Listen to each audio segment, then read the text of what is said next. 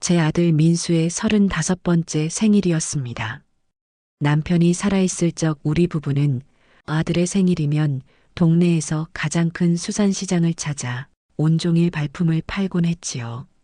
남편은 우리 아들, 이 다음에 커서 용이 되라고 하며 가장 크고 실한 용왕님표 문어를 고르곤 했습니다. 그가 떠난 지 10년이 지났지만 저는 여전히 그 습관을 버리지 못했습니다. 저는 이틀 전부터 꼬박 잠을 설치며 아들이 좋아하던 음식들을 준비했어요. 이른 새벽, 아직 어둠이 채 가시지 않은 수산시장을 찾아가 가장 싱싱한 해산물을 한가득 사왔습니다. 살아있는 전복은 솔로 구석구석 닦아내고 커다란 문어는 밀가루로 바득바득 씻어 비린내를 잡았죠. 온 집안에 바다 내음이 진동했습니다. 아들의 생일상에 올릴 주메뉴는 해물찜이었습니다. 그냥 평범한 해물찜이 아니었어요. 제가 직접 담근 매실액과 비법 양념장으로 맛을 낸 세상 어디에서도 맛볼 수 없는 엄마표 특별 요리였죠. 여기에 곁들일 음식으로 9가지 재료를 얇게 붙이고 채 썰어 만드는 구절판을 준비했습니다. 얇디 얇은 밀전병을 붙이고 소고기와 버섯, 온갖 채소를 머리카락처럼 가늘게 채 써는데 꼬박 반나절이 걸렸습니다. 허리가 끊어질 듯 아파왔지만 이 귀한 음식을 보고 기뻐할 아들의 얼굴을 떠올리면 고된 줄도 몰랐어요.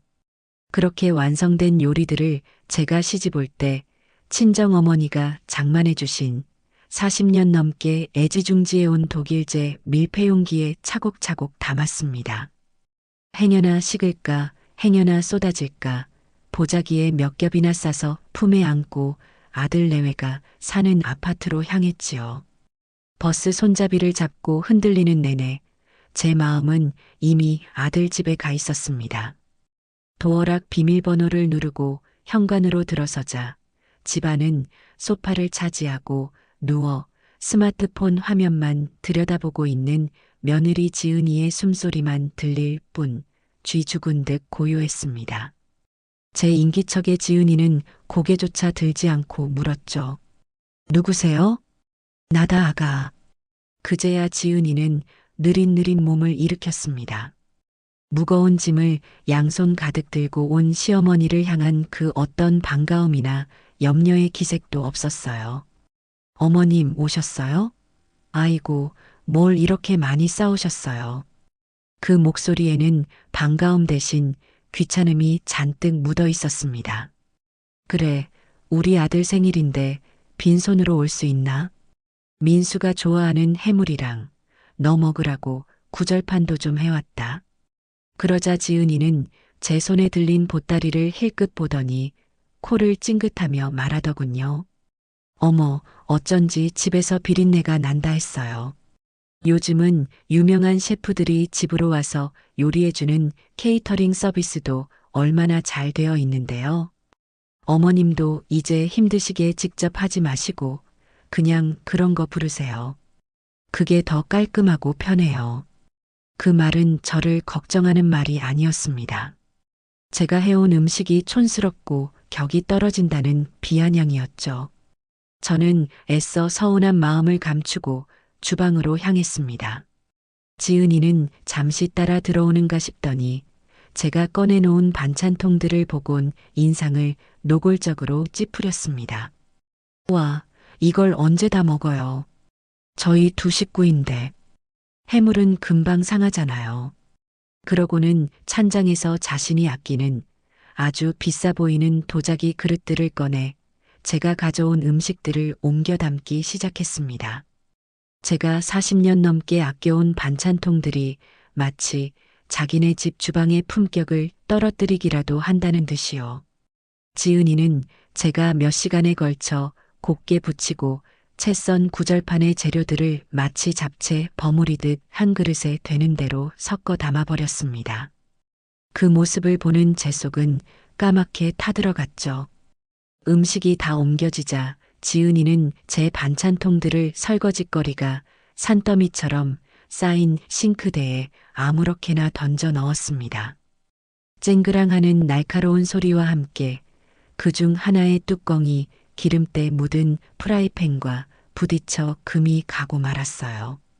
저는 그 모습을 그저 멍하니 바라볼 수밖에 없었습니다. 가슴 한구석이 서늘하게 식어내리는 기분이었어요. 그렇게 몇 달이 흘렀습니다. 가을볕이 따가워지고 저는 겨우내 먹을 고추장을 담가야 했습니다. 제가 직접 띄운 메주로 고추장을 담그려면 아주 크고 깊은 통들이 여러 개 필요했죠. 문득 아들네에 가져다 놓은 제 반찬통들이 생각났습니다. 그만한 크기와 품질의 통들을 다시 사려면 꽤 큰 돈이 들었으니까요. 저는 지은이에게 전화를 걸었습니다. 아가, 잘 지내니? 네, 어머님. 무슨 일이세요? 저 지금 운전 중이라 바쁜데. 수화기 너머로 들려오는 목소리는 여전히 건조하고 사무적이었습니다. 저는 용건을 말했죠. 다름이 아니라 지난번 민수 생일 때 가져갔던 반찬통들 말이다. 내가 고추장 담글 때 꼭 써야 하는데 혹시 민수 편에 좀 보내줄 수 있겠니? 그러자 지은이는 노골적으로 깊은 한숨을 내쉬었습니다. 어머님, 제가 그걸 어떻게 다 챙겨요. 그 통들이 어디 있는지도 모르겠고요. 아마 집안 정리하면서 버렸을 수도 있어요. 버리다니? 그걸 왜 버려? 내가 얼마나 아끼는 건데. 한번 찾아봐 주렴. 분명히 있을 게다. 아휴, 정말. 그럼 제가 나중에 시간 날 때 한번 찾아는 볼게요. 근데 언제가 될지는 몰라요. 저도 제 생활이 있으니까요. 아가, 내가 다음 주에는 꼭 써야 해서 그런다. 제발. 그렇게 급하시면 어머님이 직접 와서 가져가시면 되잖아요. 저희 집 비밀번호 아시니까 저 없을 때 오셔서 찾아보세요. 저 이제 다 와서 주차해야 하니까 끊을게요. 뚝. 전화는 그렇게 일방적으로 끊겼습니다. 저는 한동안 텅 빈 소리만 울리는 수화기를 귀에서 떼지 못했죠. 그래요. 제가 직접 가면 되는 일이었습니다. 하지만 자식이 바쁘니 늙은 제가 수고를 좀 더하는 것이 당연하다는 그 태도, 제가 받아야 할 최소한의 존중마저 사라져버린 그 말투가 제 심장을 몇 번이고 핥히고 지나갔습니다. 다음 날 저는 버스를 타고 아들네 아파트로 향했습니다. 집 안 어디엔가 있겠지, 깨끗이 닦아서 보관해뒀겠지 하는 마지막 기대를 품고요. 하지만 집 안 어디에도 제 반찬통들은 보이지 않았습니다. 혹시나 하는 마음에 아파트 단지 재활용 쓰레기장으로 발걸음을 옮기는 순간 제 눈에 익숙한 색깔의 통들이 들어왔습니다. 플라스틱 버리는 곳 한 구석에 다른 쓰레기들과 뒤엉켜 처박혀 있는 제 반찬통들이었습니다. 뚜껑이 열린 채 나뒹구는 통 안에는 음식물 찌꺼기가 그대로 말라붙어 있었고 어디선가 스며든 비를 맞아 곰팡이까지 피어 시큼한 냄새가 진동했습니다. 뚜껑 하나는 지난번 부딪혔던 그 자리 그대로 금이 쩍 가 있었죠. 저는 그 자리에 못 박힌 듯 서서 제 분신과도 같았던 반찬통들의 처참한 마지막을 바라보았습니다. 이것은 단순한 실수가 아니었어요. 제 40년 세월과 자식을 위했던 제 모든 정성에 대한 완벽한 무시이자 모멸이었습니다. 그 순간 제 안에서 무언가 단단히 결심이 섰습니다. 그래, 여기까지구나. 이제는 더 이상 이런 취급을 받으며 살지 않겠다. 얼마 지나지 않아 아들 내외에게서 전화가 걸려왔습니다. 지은이의 목소리는 평소와 다르게 꿀이라도 바른 듯 한껏 상냥하고 살가웠죠. 어머님, 저 지은이에요.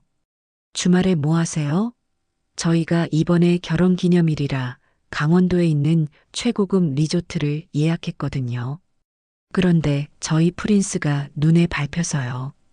애견 호텔은 스트레스 받을 것 같고 어머님만큼 꼼꼼하고 깔끔한 분이 없는데 주말 동안만 저희 집에서 프린스 좀 돌봐주시면 안 될까요? 네, 어머님. 프린스는 아들 내외가 큰돈을 주고 사온 아주 비싼 품종의 개였습니다. 자식보다 더 귀하게 키우는 그 개를 제게 맡긴다는 것이 의아했지만 어쩌면 지난번 반찬 통일에 대해 미안한 마음을 이렇게라도 표현하는 건가 싶어 저는 그 부탁을 수락했습니다. 아들 집에 도착하니 지은이는 두꺼운 바인더 하나를 제게 건넸습니다. 그 안에는 프린스의 관리법이 A4 용지로 빽빽하게 정리되어 있었죠. 사료 주는 시간과 양, 물은 반드시 프랑스에서 수입한 특정 브랜드의 생수만 줄 것, 산책 시간과 코스, 심지어는 배변 패드를 가는 시간과 좋아하는 장난감 종류까지 무슨 연구 논문처럼 상세하게 적혀 있었어요. 유난스럽다는 생각이 들었지만 맡은 바는 제대로 해야 했기에 저는 그 바인더를 몇 번이고 정독했습니다. 아들 내외가 콧노래를 부르며 여행을 떠나고 저는 설명서에 적힌 대로 프린스를 돌보기 시작했습니다.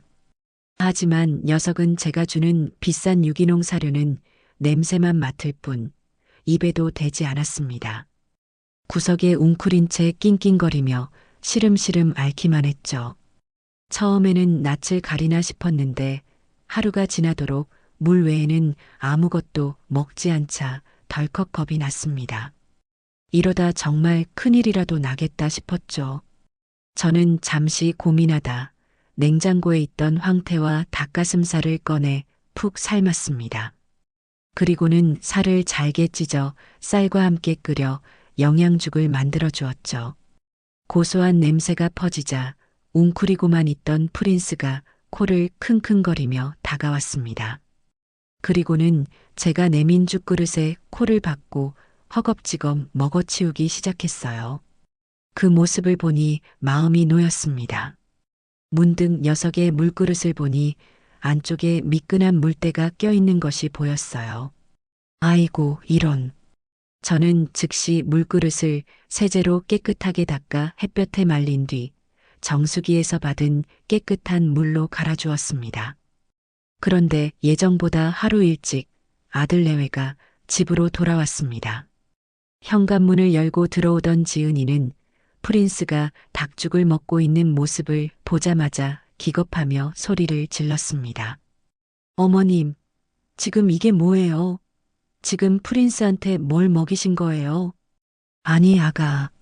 얘가 사료를 통 먹지를 않아서 혹시 탈날까봐 내가 영양죽을 좀. 사람 먹는 음식을 주면 어떡해요? 저희가 프린스 알레르기 검사하는 데만 몇십만 원을 썼는데 이러다 쇼크라도 오면 책임지실 거예요? 이 애가 얼마나 비싼 애인 줄 아시냐고요. 제 해명은 들리지도 않는 모양이었습니다. 바로 그때 함께 들어온 아들 민수가 나섰습니다. 저는 아들이라도 제 사정을 이해해 주리라 믿었어요. 하지만 민수는 제게 상황을 묻기는커녕 부엌에 놓인 텅 빈 생수통을 보더니 버럭 소리를 질렀습니다. 어머니, 프린스 전용 생수 다 어디 갔어요? 설마 수돗물 먹이신 건 아니죠? 설명서에 분명히 적혀 있었잖아요. 저희가 일부러 박스째 사다 놓고 갔는데 어떻게 이렇게 부주의하세요? 아니다. 물그릇이 더러워서 내가 깨끗이 씻어서 정수기 물을 준 것이다. 그게 더 깨끗하지 않니? 됐어요. 더 듣고 싶지 않아요. 어머니는 그냥 저희가 하라는 대로만 하시면 되는데 왜 자꾸 어머니 생각대로 일을 만드세요? 정말 답답하시네요. 아들은 그렇게 저를 다그치더니 제 팔을 잡아 끌며 현관으로 향했습니다. 어머니는 이제 그만 가보세요. 저희가 알아서 할 테니까요. 저는 무언가 말을 하려 했지만 아들은 제 등을 문 밖으로 떠밀었습니다. 제 자식의 손에 의해 저는 그렇게 짐짝처럼 내쫓긴 겁니다. 쾅 하는 소리와 함께 문이 닫혔습니다. 저는 아파트 복도에 선 채 한동안 움직일 수가 없었습니다. 손은 부들부들 떨렸고 심장은 차갑게 얼어붙는 것 같았죠. 개밥 하나 제대로 주지 못했다는 이유로 짐짝처럼 내쫓긴 제 신세가 처량하고 기가 막혔습니다. 아들의 집에서 쫓겨나 집으로 돌아오는 버스 안에서 저는 창밖으로 빠르게 스쳐 지나가는 풍경들을 아무런 감흥 없이 바라보았습니다. 머릿속이 텅 빈 것 같기도 하고 반대로 수만 가지 생각들이 뒤엉켜 폭풍우를 이루는 것 같기도 했지요. 정류장에 내려 집으로 향하는 발걸음은 천근만근 무거웠습니다. 현관문을 열고 들어선 집은 싸늘한 적막감만이 가득했습니다. 저는 불도 켜지 않은 채 거실벽에 걸린 남편의 흑백 사진 앞에 우두커니 섰습니다. 사진 속 남편은 인자한 미소로 저를 바라보고 있었죠. 그 미소를 보자 참고 참았던 눈물이 툭 터진 듯 쏟아져 내렸습니다. 여보, 나 어떡하면 좋아요? 당신이 그렇게 애지중지하던 우리 민수가 나를 문 밖으로 내쫓았어요. 개밥 하나 잘못 줬다고 이 늙은 어미를 벌레 보듯 내쫓았다고요. 당신이 이걸 봤어야 하는데. 저는 한참을 남편의 사진을 붙들고 통곡했습니다. 제 울음소리가 텅 빈 집을 채우고 다시 제 귀로 돌아와 심장을 후벼 팠습니다. 얼마나 울었을까. 더 이상 흘릴 눈물조차 남아있지 않게 되자 제 마음속에 뜨거운 분노와 함께 차가운 결심이 고개를 들기 시작했습니다. 그래, 이대로 주저앉아 울고만 있을 수는 없다. 내 남은 인생을 이렇게 무시당하고 짓밟히며 살 수는 없어. 저는 안방으로 들어가 장롱 깊숙한 곳에 넣어두었던 묵직한 서류함을 꺼냈습니다. 그 안에는 남편과 저의 평생이 담겨 있었죠. 그리고 그중 가장 두툼한 봉투에는 경기도 외곽에 있는 500평 남짓한 땅의 등기권 리증이 들어 있었습니다.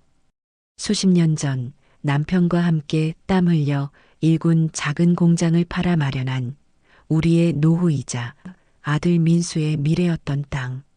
남편은 세상을 떠나기 전 제 손을 잡고 저 땅만큼은 꼭 민수 장가갈 때죠. 우리 아들 어깨 펴고 살게 해줘야지. 라고 신신당부했었습니다. 민수는 몇 년 전부터 은근히 그 땅 이야기를 꺼내곤 했습니다. 친구 누구는 부모님이 땅을 팔아 사업 자금을 대주셨다더라. 누구는 땅에 건물을 올려 편하게 산다더라 하면서요. 저는 늘 때가 되면 너에게 다 줄 것이다라고 말해왔습니다. 하지만 더 이상은 아니에요. 그 땅은 제 남편과 저의 피와 땀이었습니다. 저를 개만도 못하게 취급하는 아들 내외에게 넘겨줄 수는 없었어요. 다음 날 아침 저는 밤새 한숨도 자지 못해 퀭한 눈으로 집을 나섰습니다. 제 첫 목적지는 동네에서 오랫동안 부동산을 해온 김 사장의 사무실이었습니다. 저를 보더니 반갑게 맞이하던 김 사장은 제 얼굴에 서린 그늘을 보고는 이내 표정이 굳어졌죠. 아니, 형수님, 어디 안 좋은 일이라도 있으십니까? 안색이 왜 이리 안 좋으세요? 김 사장, 앉게. 자네한테 급히 부탁할 일이 있어서 왔어. 저는 자리에 앉자마자 본론을 꺼냈습니다. 내가 가진 그 땅 말이야. 팔아야겠어. 최대한 빨리, 그리고 가장 좋은 값으로 팔아주게. 제 말에 김 사장은 마시던 커피를 뿜을 뻔했습니다. 네. 아니, 형수님, 그 땅을요? 민수 주신다던 그 귀한 땅을 왜 갑자기? 민수랑은 이야기가 다 된 겁니까? 아들이 알면 정말 난리가 날 텐데요. 김 사장은 저를 친누이처럼 따르던 남편의 오랜 후배였습니다. 저를 걱정하는 그의 마음을 모르는 바는 아니었지만 제 결심은 확고했습니다. 내 땅이야, 김 사장. 내 인생도 내 거고. 이제부터는 나를 위해서 살아야겠어. 아들 녀석 서운한 것까지 내가 신경 쓸 여유가 없네. 그러니 자네는 다른 말 말고 내 부탁이나 들어주게. 자네만 믿고 왔어. 제 목소리에 서린 서슬 퍼런 단호함을 느꼈는지 김 사장은 더 이상 묻지 않고 무겁게 고개를 끄덕였습니다. 알겠습니다, 형수님. 형수님 뜻이 정 그렇다면 제가 최선을 다해보겠습니다. 부동산을 다녀온 저는 곧장 주거래 은행으로 향했습니다. 번호표를 뽑고 기다리는 동안 수많은 생각들이 머릿속을 스쳐 지나갔습니다. 젊은 시절 남편과 함께 푼돈을 아끼려 버스를 몇 정거장씩 걸어 다니던 기억, 민수가 태어났을 때 아이 이름으로 처음 적금을 들며 행복해하던 기억, 그 모든 순간들이 제 통장의 숫자로 기록되어 있었습니다. 제 차례가 되어 창구로 다가갔을 때 저는 조금도 망설이지 않았습니다. 여기 있는 예금이랑 적금, 오늘 날짜로 전부 해지해 주세요. 현금으로 찾겠습니다. 제 말에 젊은 은행 직원의 눈이 동그래졌습니다. 금액이 워낙 크다 보니 혹시나 보이스피싱을 당하는 것이 아닌지 의심하는 눈치였죠. 잠시 후 지점장까지 나와 저를 상담실로 안내했습니다. 어르신, 혹시 무슨 협박을 받으시거나 자녀분을 사칭하는 전화를 받으신 건 아닌지요? 요즘 그런 범죄가 워낙 많아서 저희가 확인을. 저는 지점장의 말을 끊고 차갑게 말했습니다. 내 돈 내가 찾겠다는데 뭐가 그리 말이 많아요? 내가 정신 나간 노인네로 보이나? 내 아들은 아주 잘 먹고 잘 살고 있으니 걱정 붙들어 매시고 돈이나 빨리 내주시죠. 제 기세에 눌린 지점장은 더 이상 아무 말도 하지 못하고 돈을 내주었습니다. 두툼한 돈 봉투 수십 개가 담긴 무거운 가방을 들고 은행을 나서는 순간 저는 묘한 해방감을 느꼈습니다. 이 돈은 과거에 저를 묶고 있던 족쇄를 끊어낼 칼이자 새로운 미래를 건설할 주춧돌이 될 것이었습니다. 저는 그 돈 가방을 들고 아들 내외가 사는 동네를 지나는 버스를 탔습니다.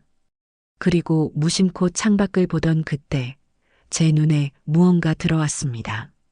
아들 내외가 사는 초고층 고급 아파트 단지 바로 옆 먼지가 뽀얗게 쌓인 낡은 2층 상가 건물에 붙어 있는 임대문이라는 낡은 현수막이었습니다. 그 순간 저는 버스 하차벨을 눌렀습니다.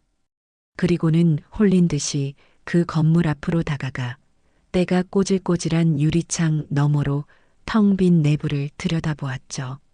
머릿속에서 번개처럼 하나의 계획이 완성되었습니다.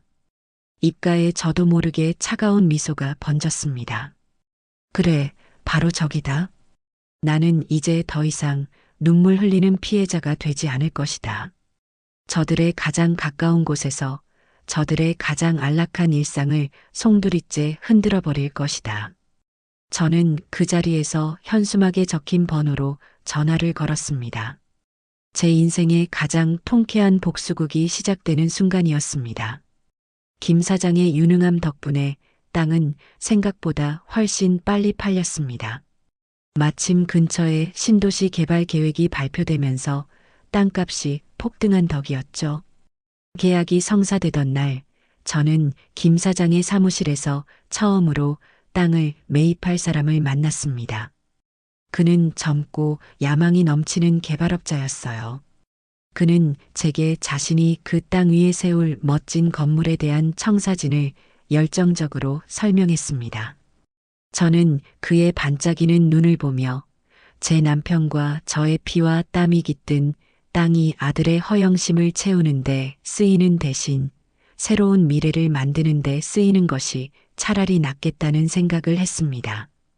마지막으로 계약서에 도장을 찍는 순간 아주 잠시 마음이 흔들렸지만 이내 문 밖으로 저를 내밀던 아들의 차가운 얼굴을 떠올리며 힘주어 도장을 눌렀습니다. 제 통장에 찍힌 액수는 평생 제가 만져보리라고는 상상도 못했던 거액이었습니다. 이 돈은 단순한 숫자가 아니었어요. 제게는 새로운 삶을 시작할 수 있는 자유이자 저를 무시했던 이들에게 되갚아줄 가장 강력한 무기였습니다. 저는 그 돈으로 곧장 며칠 전 봐두었던 낡은 상가 건물의 주인에게 연락했습니다. 건물주는 오랫동안 비어있던 건물을 장기로 임대하겠다는 제 말에 두 팔 벌려 환영했죠. 하지만 제가 나이 많은 여자 혼자라는 사실에 계약금을 제대로 치를 능력이 있는지 반신반의하는 눈치였습니다. 저는 아무 말 없이 제 통장 잔고가 찍힌 페이지를 보여주었습니다. 건물주의 눈이 휘둥그레지는 것을 보며 저는 돈이 가진 힘을 실감했습니다. 계약은 일사천리로 진행되었습니다. 며칠 뒤 저는 수소문에서 가장 실력 있다는 인테리어 업자와 건설 인부들을 불렀습니다. 먼지 쌓인 건물 안에서 저는 제 구상을 막힘없이 설명하기 시작했어요. 1층은 전부 터서 넓은 홀을 만들 겁니다. 주방은 이쪽으로 최대한 크게 빼주시고요. 손님들이 밖에서도 주방 안을 들여다볼 수 있도록 큰 유리창을 내주세요. 식탁은 10개 정도 넉넉한 간격으로 배치해 주시고요. 젊은 현장 소장이 제 말을 듣더니 고개를 갸웃하며 물었습니다. 어르신, 보통 국밥집은 테이블을 최대한 많이 놓아서 손님을 많이 받는 게 우선인데요. 이렇게 하면 공간이 아깝습니다. 저는 단호하게 말했습니다. 답답한 건 딱 질색이라 그렇습니다. 손님들이 편안하게 식사할 수 있는 공간을 만들어주세요. 그리고 가장 중요한 것. 주방에서 나오는 모든 연기와 냄새를 모으는 주 환풍구는 저기 보이는 저 아파트 15층 창문을 정면으로 향하도록 설치해야 합니다. 최대한 크고 최대한 높게 법에 걸리지 않는 선에서 가장 시끄러운 걸로 달아주시고요. 제 손가락이 가리킨 곳은 바로 아들 민수와 며느리 지은이가 사는 집이었습니다. 제 설명에 인부들은 서로 눈빛을 교환했지만 두둑한 계약금을 선불로 받은 그들은 군말 없이 제 요구대로 공사를 시작했습니다. 건물은 하루가 다르게 변해갔습니다.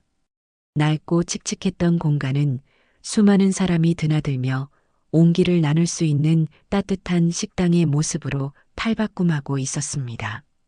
저는 매일 공사 현장에 나와 진행 상황을 꼼꼼히 체크하며 제 왕국의 완성을 기다렸습니다. 공사가 진행되는 동안 작은 문제도 있었습니다. 갑자기 구청 직원이 나오더니 건물 용도 변경에 필요한 서류가 누락되었다며 공사를 중단하라고 으름장을 놓았죠. 현장 소장은 안절부절 못했지만 저는 침착하게 대응했습니다. 직접 구청을 찾아가 담당자를 만나 서류를 보완하고 정식으로 허가를 받아냈습니다. 그 모습을 본 현장 소장과 인부들은 저를 그저 돈 많은 할머니가 아닌 깐깐하고 능력 있는 사장님으로 대하기 시작했습니다. 드디어 공사가 끝나고 건물 외벽에 커다란 간판이 내걸렸습니다. 명잔의 진국국밥. 제 이름을 내 건 제 인생의 두 번째 막을 여는 신호탄이었습니다. 저는 개업 전날 동네 어르신들과 공사 기간 동안 고생한 인부들을 모두 초대해 잔치를 열었습니다. 시루떡을 돌리고 돼지머리 앞에 절을 하며 사업의 번창을 기원했죠. 잔치가 끝나고 모두가 돌아간 늦은 밤, 저는 텅 빈 식당에 홀로 서서 창밖을 바라보았습니다. 저 멀리 불이 환하게 켜진 아들의 아파트가 보였습니다. 저는 그곳을 향해 나지막이 속삭였습니다. 아가, 민수야. 이제 곧 재미있는 일이 시작될 게다.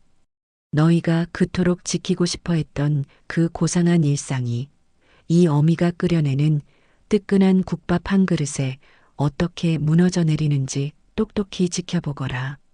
제 가슴은 뜨거운 복수심과 새로운 시작에 대한 기대로 세차게 뛰고 있었습니다.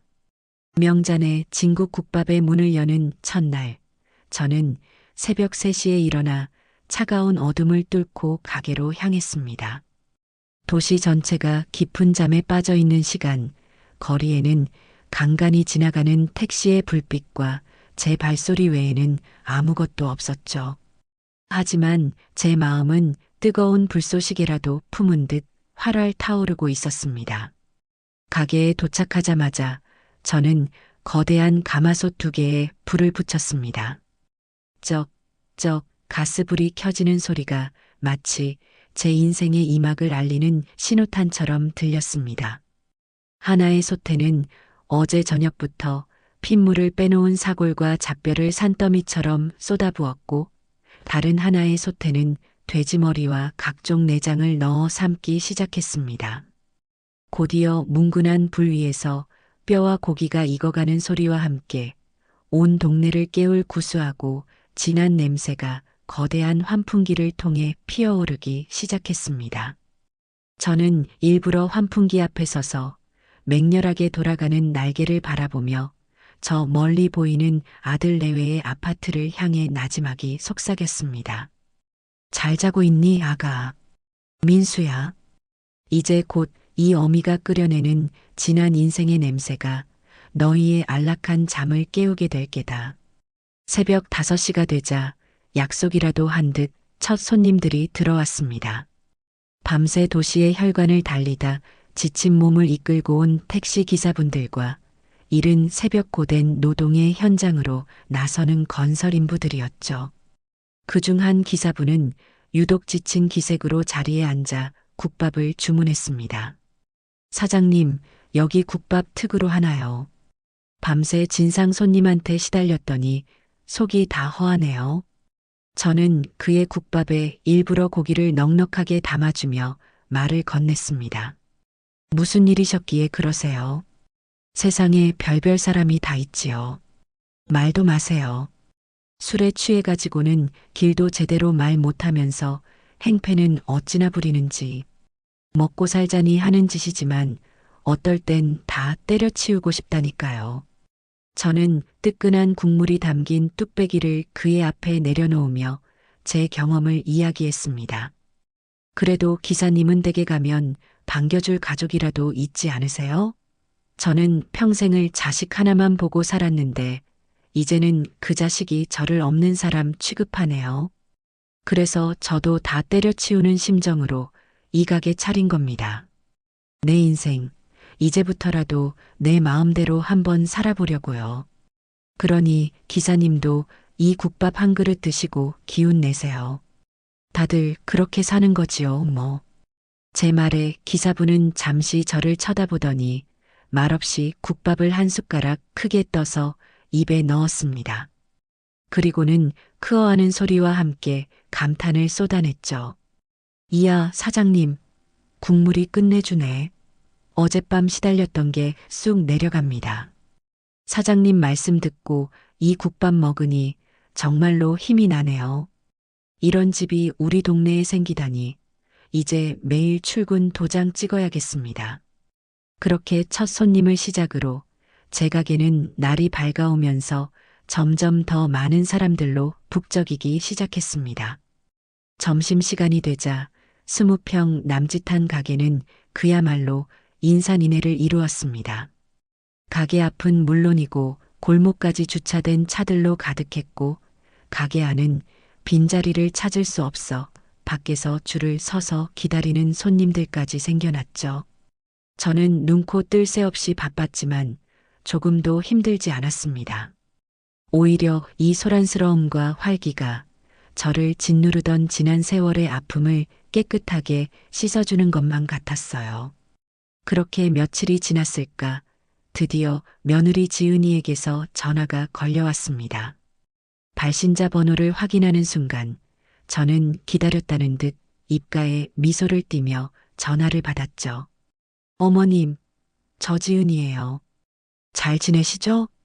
목소리는 평소와 다르게 아주 상냥했습니다. 하지만 그 안에 교묘하게 숨겨진 가시를 제가 모를 리 없었죠. 어머님, 다름이 아니라 저희 아파트 앞에 무슨 화학 공장이라도 생긴 줄 알았어요. 새벽부터 역한 냄새랑 기계 돌아가는 소음이 장난이 아니던데 혹시 무슨 일인지 아세요? 주민들이 다들 머리가 아파서 창문도 못 열겠다고 난리예요. 아파트 가치가 떨어지겠다고 걱정하는 분들도 많고요. 역한 냄새, 화학 공장이라니요. 기가 막혔지만 저는 태연하게 그리고 아주 천진난만한 목소리로 대답했습니다. 어머, 그랬니? 그거 내 가게에서 나는 냄새일 게다. 내가 국밥집을 하나 열었거든. 손님들은 다들 국물 냄새가 구수하다고 일부러 찾아오시던데 너희 집까지 냄새가 가면 더 좋지, 뭐. 소음은 아마 환풍기 돌아가는 소리일 게다. 뼈를 푹 고려면 어쩔 수 없이 계속 돌려야 하거든. 제 말에 수화기 너머의 지은이는 잠시 말을 잃었습니다. 제가 생각했던 것보다 훨씬 더 큰 충격을 받은 모양이었죠. 잠시 후 애써 평정을 되찾은 목소리가 들려왔어요. 네, 가게요? 국밥집이요? 어머님이요? 아니, 저랑 민수 씨한테는 상의도 없이 어떻게 그런 일을. 너희한테 일일이 허락받고 해야 하는 일이니? 내 인생 내가 알아서 사는 거지. 너희도 그렇게 살지 않니? 그리고 너희 집값 걱정은 붙들어 매려무나. 이 동네에 이렇게 사람 많이 모이는 가게가 들어서면 오히려 상권이 살아서 집값이 더 오를 수도 있는 거란다. 제 논리적인 대꾸에 지은이는 더 이상 할 말을 찾지 못했는지 어쨌든 주민들 불만이 많으니까 소음이랑 냄새 좀 어떻게 해주셨으면 좋겠어요. 특히 저희 집 쪽으로 오는 환풍기는 방향이라도 좀 돌려주시고요. 라는 말을 남기고는 서둘러 전화를 끊었습니다. 저는 통화가 끝난 전화기를 보며 나지막이 웃었습니다. 그래, 이제 시작일 뿐이다, 아가. 너의 짜증과 불만은 앞으로 내가 살아가는 가장 큰 즐거움이 될 테니. 그리고 그 주 주말, 점심시간이 한창일 때였습니다. 가게 문을 열고 누가 봐도 이곳과는 어울리지 않는 머리부터 발끝까지 명품으로 치장한 남자가 들어섰습니다. 제 아들 민수였죠. 아들은 땀을 뻘뻘 흘리며 가게 안을 가득 메운 손님들과 앞치마를 두른 채 분주하게 움직이는 제 모습을 번갈아 보며 충격에 휩싸인 표정을 지었습니다. 어머니, 지금 이게 다 무슨 짓이에요? 민수는 손님들이 빽빽하게 들어찬 홀을 가로질러와 제 팔을 잡아 끌며 소리쳤습니다. 저는 그 손을 차갑게 뿌리쳤습니다. 무슨 짓이라니? 안 보이니? 내 가게에서 내 손님들 밥 해주고 있다. 너는 여기까지 어쩐 일이냐? 넥타이까지 맨 걸 보니 어디 좋은 데라도 다녀오는 모양이구나. 어머니, 제정신이세요? 이런 시끄럽고 냄새나는 걸 우리 집 바로 앞에서 하시면 어떡해요? 지은이가 지금 얼마나 스트레스 받고 있는지 아세요? 당장 그만두세요. 이 가게 당장 처분하시라고요.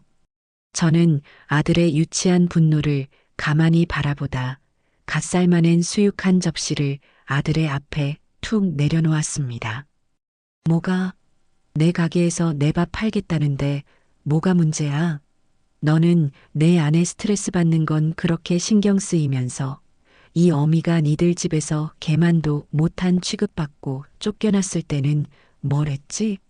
너도 배고프면 한 그릇 하고 가렴. 오늘은 내 아들이 왔으니 특별히 고기 많이 넣어주마. 손님들 기다리니 할 말 있으면 저기 가서 줄 서서 기다리거라. 제 말에 아들의 얼굴은 분노로 새빨갛게 달아올랐습니다. 주변의 모든 손님들이 저희를 쳐다보고 있었으니 그 창피함은 이루 말할 수 없었을 겁니다. 아들은 결국 아무 말도 하지 못하고 씩씩거리며 가게를 뛰쳐나갔습니다. 저는 그 뒷모습을 보며 제가 썰고 있던 고기를 마저 썰었습니다.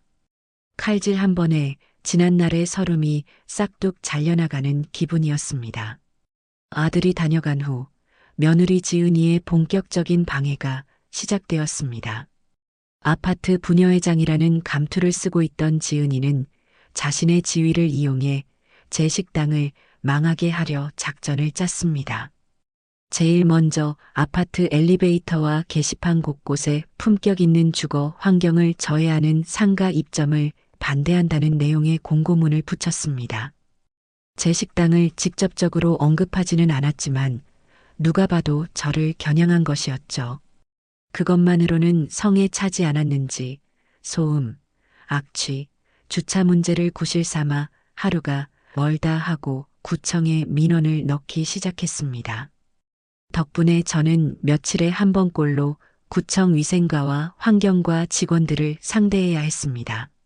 사장님, 또 민원이 들어왔습니다. 환풍기 소리가 너무 시끄럽다는데요. 사장님, 음식물 쓰레기 처리 규정을 제대로 지켜주셔야 합니다. 직원들의 방문은 번거로웠지만 저는 언제나 법의 테두리 안에서 모든 것을 완벽하게 처리했기 때문에 아무런 문제도 되지 않았습니다. 오히려 그들의 방문을 역이용했죠. 저는 찾아온 직원들에게 늘 시원한 음료와 뜨끈한 국밥을 대접하며 제가 얼마나 깨끗하고 정직하게 장사하고 있는지 직접 보여주었습니다.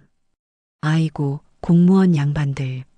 맨날 이런 민원 때문에 고생이 많으시네요.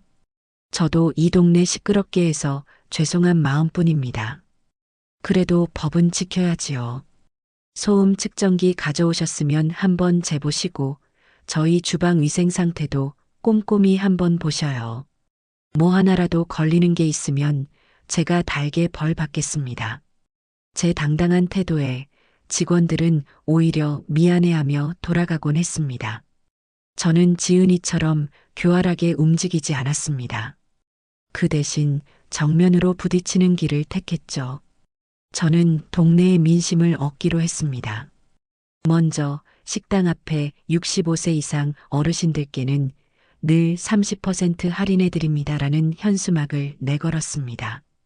그리고 매일 저녁 장사를 마감할 때면 그날 남은 음식들을 깨끗하게 포장해 동네 독거노인분들께 직접 배달해 드렸습니다. 처음에는 의심의 눈초리로 저를 보던 분들도 진심이 담긴 제 행동에 차츰 마음을 열기 시작했어요. 제 식당은 어느새 동네 사랑방이 되었습니다. 아이고, 명자 사장. 오늘도 국밥 잘 먹었어. 이 동네에 사장 같은 사람이 들어와서 얼마나 좋은지 몰라. 우리 아들 녀석보다 사장님이 더 낫네, 그려. 상황이 이렇게 되자 처음에는 지은이의 말에 동조의 식당을 향해 인상을 찌푸리던 아파트 주민들 사이에서도 다른 목소리가 나오기 시작했습니다. 제가 단골로 이용하는 동네 미용실 원장님이 전해준 이야기였죠. 사장님, 어제 아파트 반상회에서 난리가 났었다니까요. 부녀회장이 또 국밥집 이야기 꺼내면서 서명을 받아야 한다고 난리를 치는데 5층 사는 새댁이 딱 일어나서 그랬대요. 부녀회장님은 너무 예민하신 거 아니에요? 국밥집 냄새가 좀 나긴 해도 못 참을 정도는 아닌데요. 오히려 밥 때 되면 구수하고 좋던데. 그리고 그 식당 사장님 아주 좋은 분이시던데요. 저희 애가 저번에 가게 앞에서 넘어졌는데 공짜로 밥도 주시고 약까지 발라주셨어요. 하고요.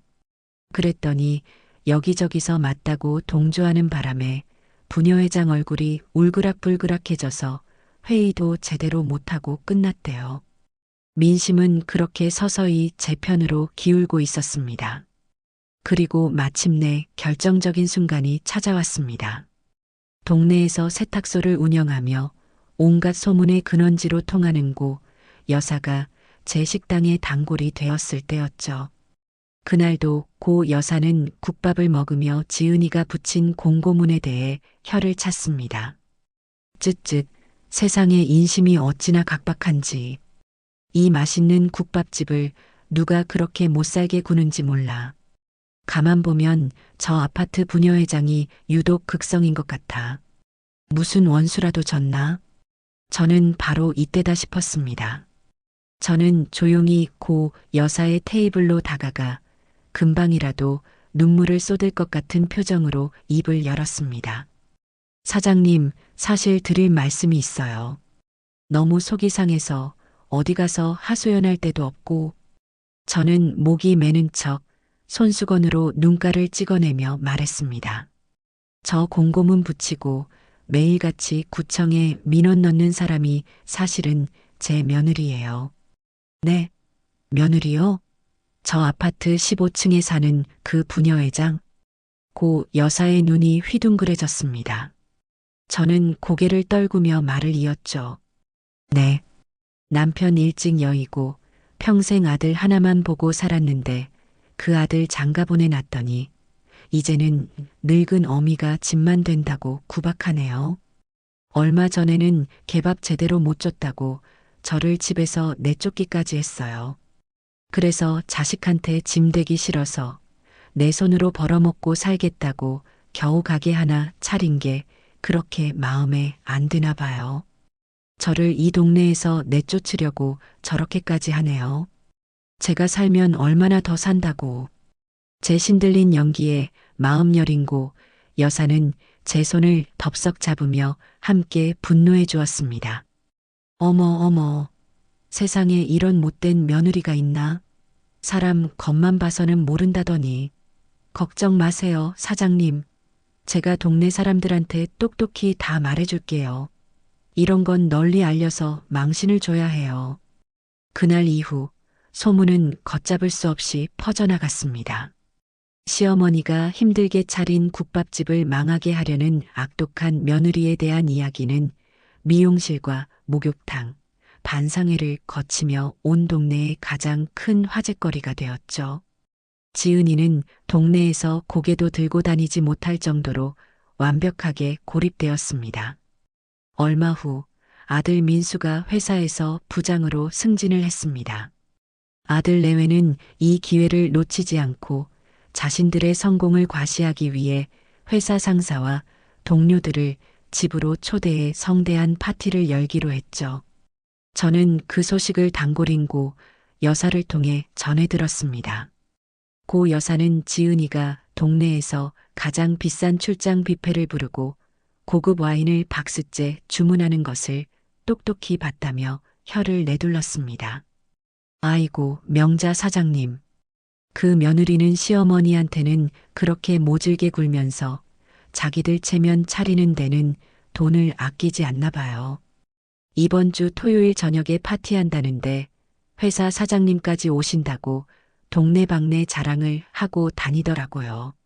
저는 그 이야기를 들으며 머릿속으로 또 다른 계획을 세웠습니다. 너희들만의 행복한 파티, 이 어미가 그냥 두고 볼 수는 없지. 파티가 열리는 당일 저는 식당 앞에 커다란 현수막을 내걸었습니다. 개업 한 달 기념, 명잔의 국밥 고객 감사 돼지 통구이 축제. 그리고는 식당 앞 주차장에 커다란 천막을 치고 장작불을 피워 돼지 한 마리를 통째로 굽기 시작했습니다.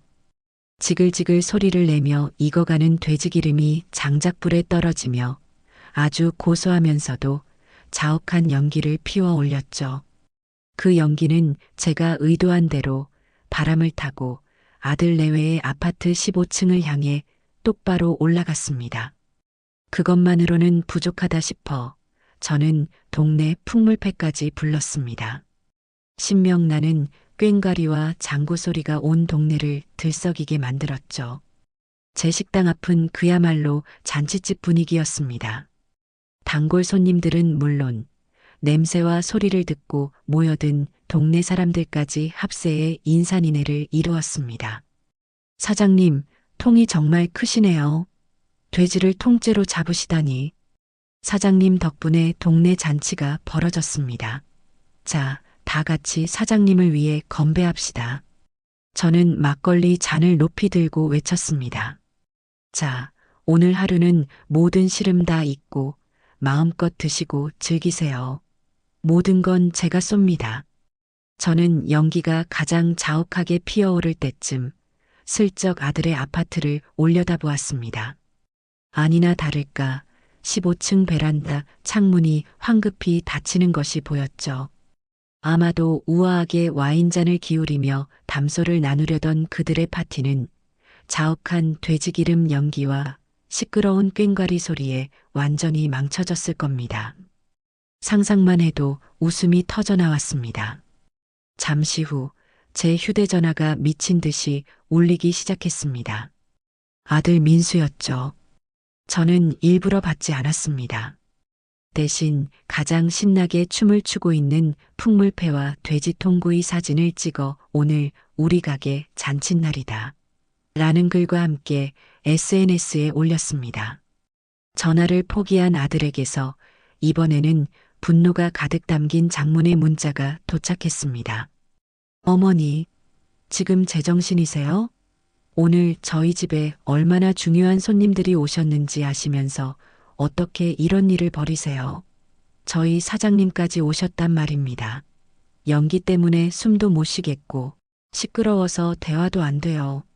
당장 그만두지 않으시면 경찰에 신고할 겁니다. 저는 그 문자를 보고 활짝 웃고 있는 손님들과 함께 찍은 사진을 아들에게 전송했습니다. 그리고 답장을 보냈죠. 미안하구나 아들아. 손님들이 너무 좋아하셔서 그만둘 수가 없네. 경찰? 어서 부르렴. 와서 맛있는 고기나 좀 드시고 가시라고 해라. 아, 너희 집 귀한 사장님도 배고프시면 내려와서 고기 한 점 하고 가시라고 전해주렴. 공짜다. 그 후로 아들에게서는 더 이상 아무런 연락도 오지 않았습니다. 다음 날 미용실에 들렀다가 저는 그날 밤의 생생한 후기를 들을 수 있었죠. 파티에 초대받았던 경비원 아저씨의 부인이 미용실에 와서 모든 것을 실토했다는 겁니다. 연기 때문에 손님들이 콜록거리다 일찍 자리를 떴고 지은이는 창피함에 울음을 터뜨렸으며 민수는 회사 사장님께 제대로 찍혔다는 이야기까지.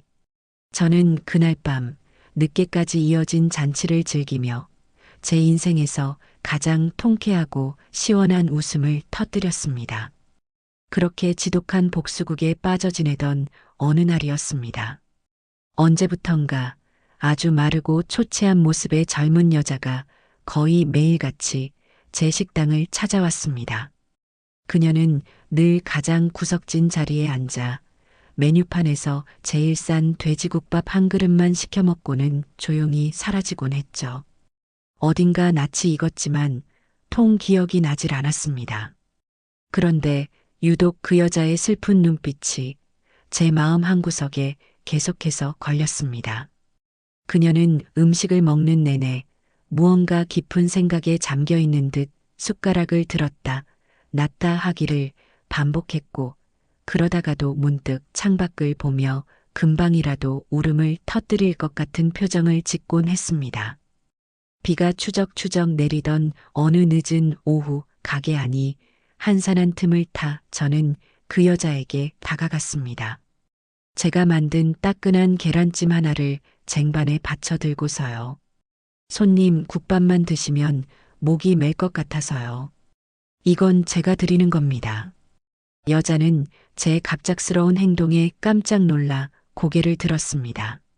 가까이서 본 그녀의 얼굴은 제 생각보다 훨씬 더 어리고 또 훨씬 더 깊은 슬픔에 잠겨 있었습니다. 아, 아니에요. 괜찮습니다. 저 그냥 괜찮긴 뭐가 괜찮아요. 매일같이 와서 국밥 한 그릇만 비우고 가는 얼굴이 꼭 예전 내 모습 같아서 그래요. 사양 말고 들어요. 따뜻할 때 먹어야 맛있어요. 제 말에 여자의 눈동자가 파르르 떨리더니 이내 굵은 눈물방울이 뚝뚝 떨어지기 시작했습니다. 저는 아무 말 없이 그녀의 맞은편에 앉아 눈물이 그칠 때까지 기다려 주었습니다. 한참을 흐느끼던 여자가 마침내 아주 작은 목소리로 자신을 소개했습니다. 제 이름은 박소희예요. 혹시 기억 못 하시겠지만 아주 예전에 한번 민수 씨 집에 인사드리러 갔었는데. 박소희. 그 이름을 듣는 순간 제 머릿속에서 희미했던 기억의 조각들이 맞춰지기 시작했습니다. 아들 민수가 대학 시절 결혼까지 생각한다며 제게 처음으로 데려왔던 아주 착하고 예뻤던 여자친구. 하지만 부잣집 딸인 지은이를 만나고 난 뒤 민수는 소희 씨에게 일방적으로 이별을 통보했었죠. 소희 씨? 맞구나. 세상에 여기서 이렇게 다시 보게 될 줄이야. 그동안 어떻게 지냈어요?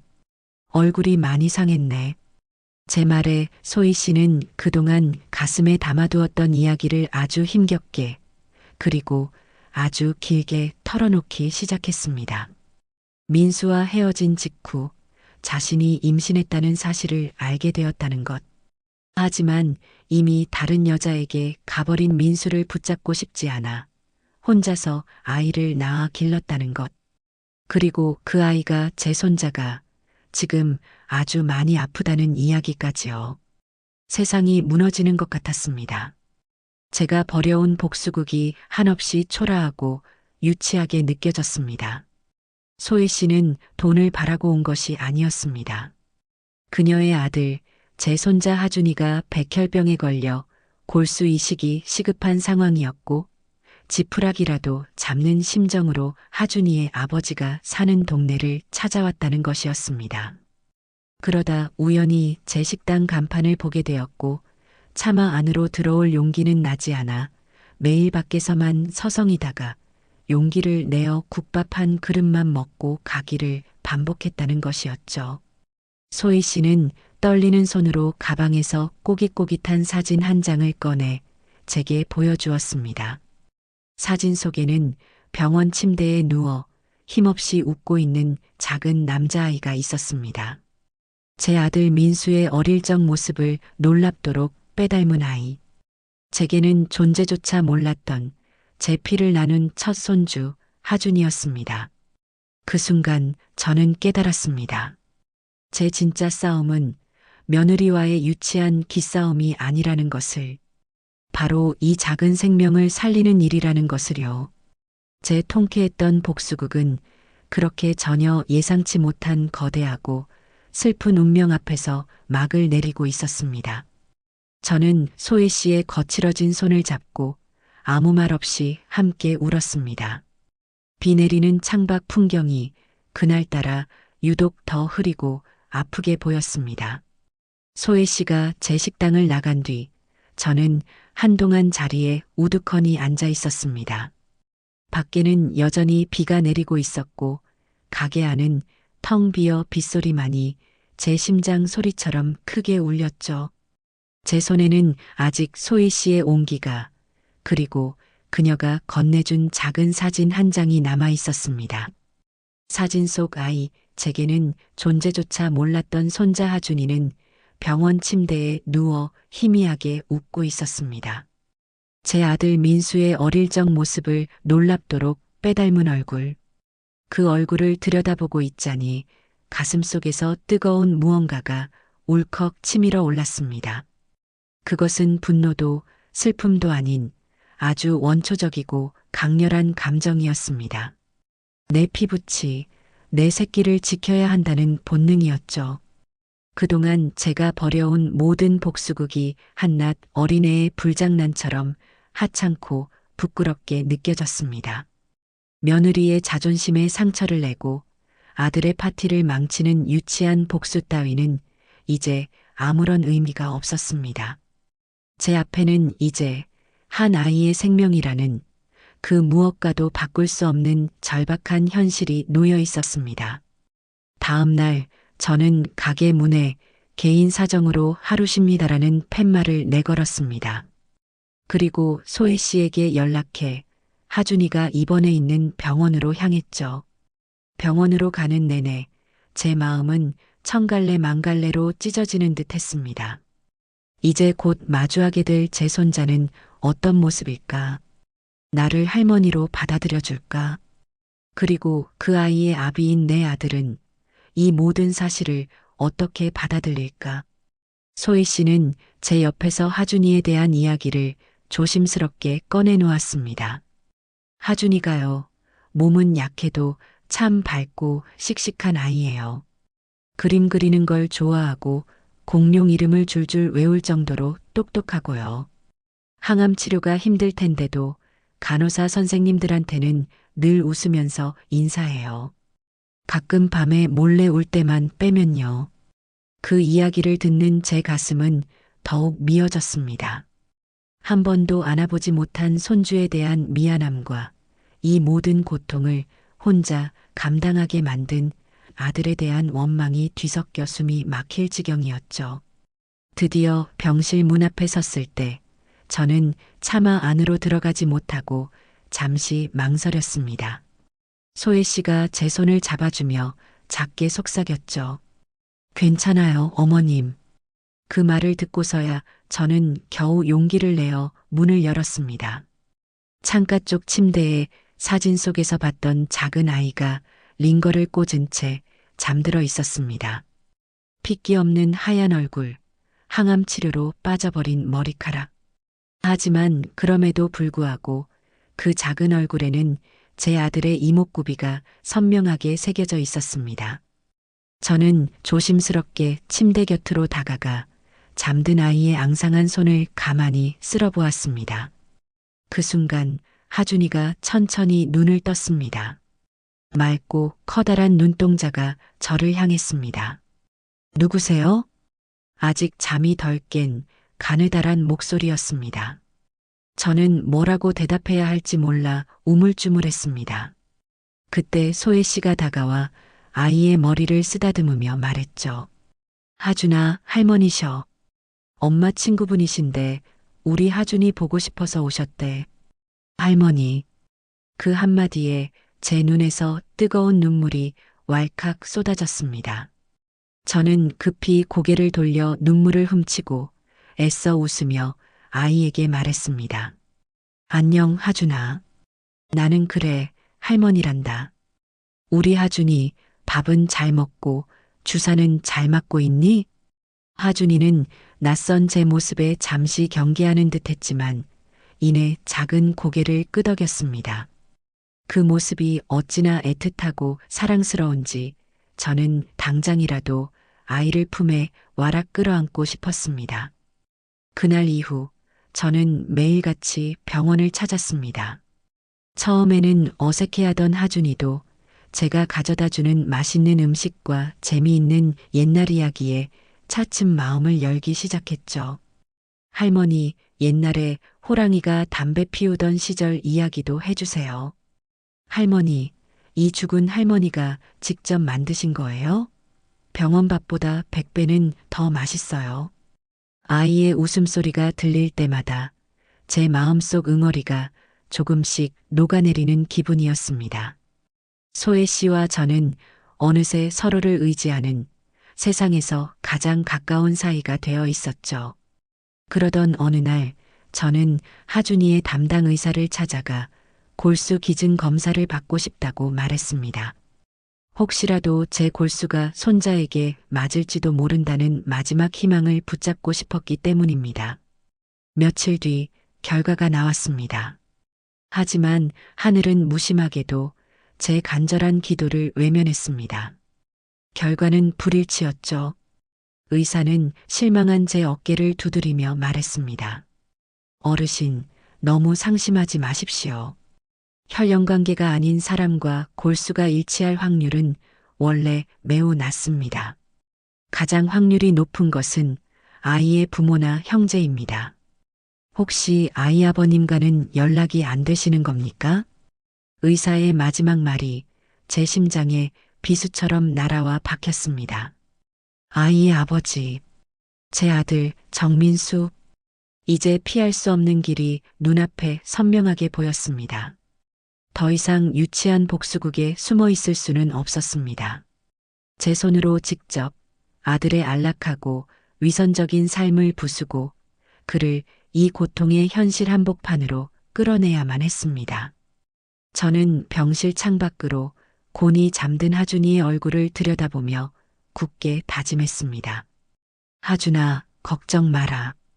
이 할미가 무슨 수를 써서라도 너를 살려낼 것이다. 설령 그것이 내 아비의 인생을 송두리째 망가뜨리는 일이라 할지라도. 제 눈빛은 그 어느 때보다 차갑고 단단하게 빛나고 있었습니다. 그날 이후 저는 며칠 동안 가게 문을 열지 않았습니다. 가게 문에 붙여둔 개인 사정으로 쉽니다라는 안내문은 단순히 장사를 쉰다는 의미가 아니었죠. 그것은 제 인생의 일막, 즉 복수라는 이름 아래 행해졌던 모든 유치한 싸움의 종결을 의미하는 것이었습니다.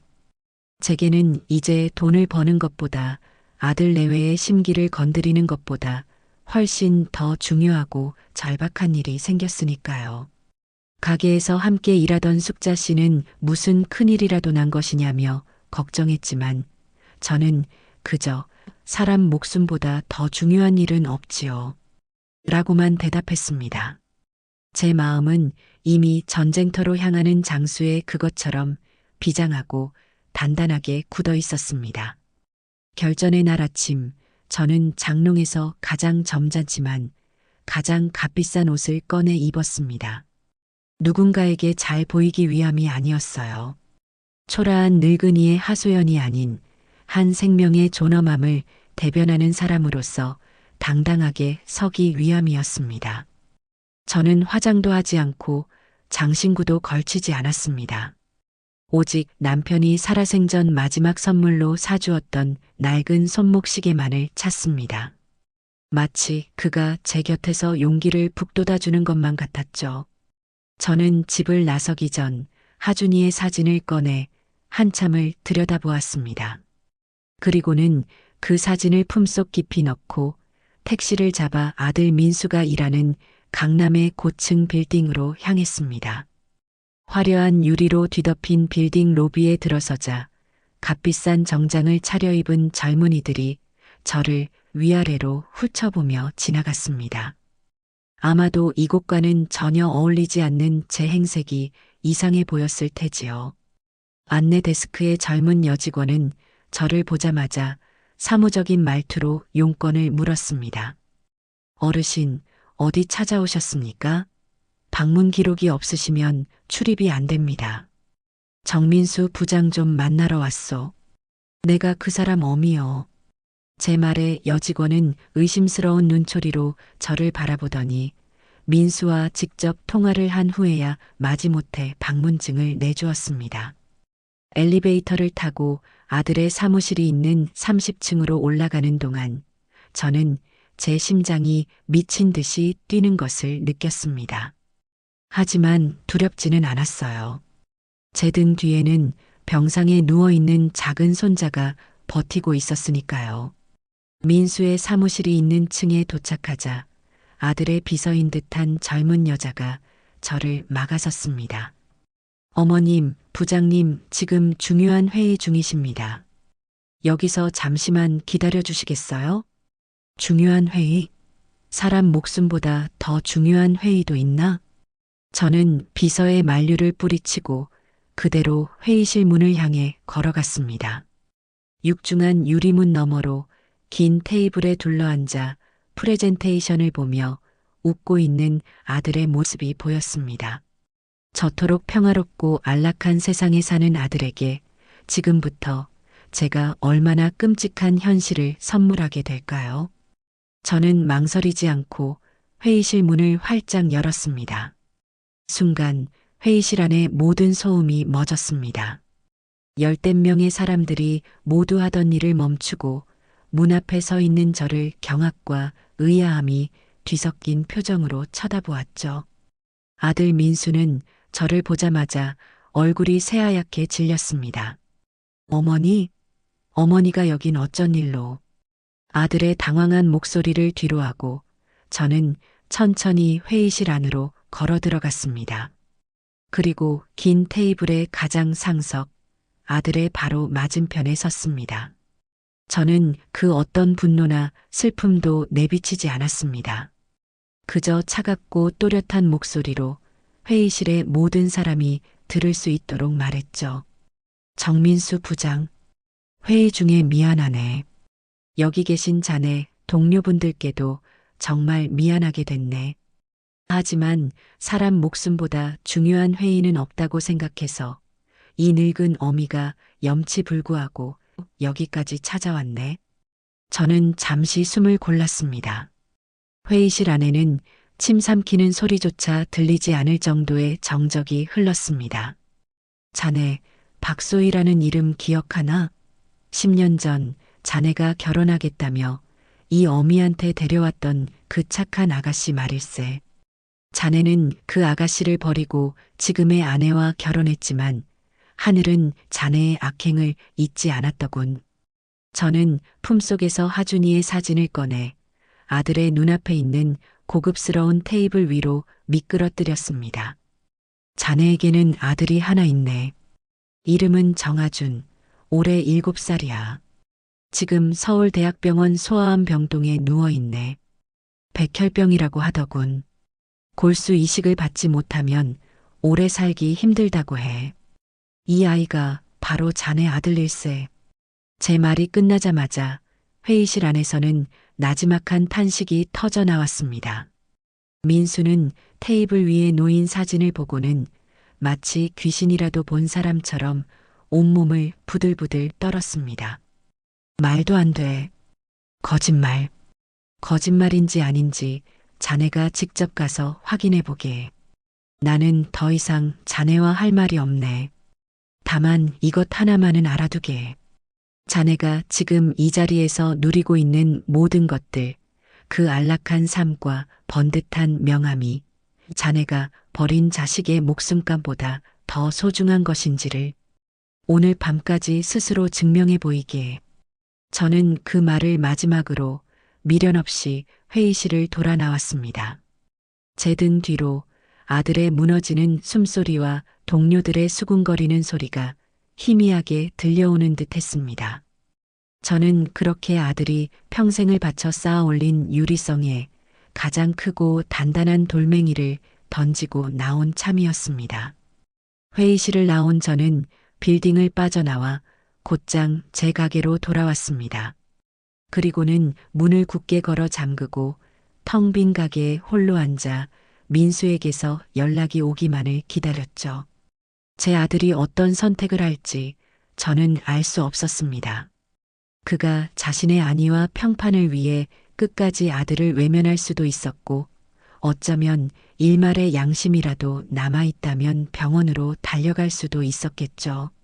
1시간, 2시간이 흘러 저녁이 다 되어서야 제 휴대전화가 요란하게 울리기 시작했습니다.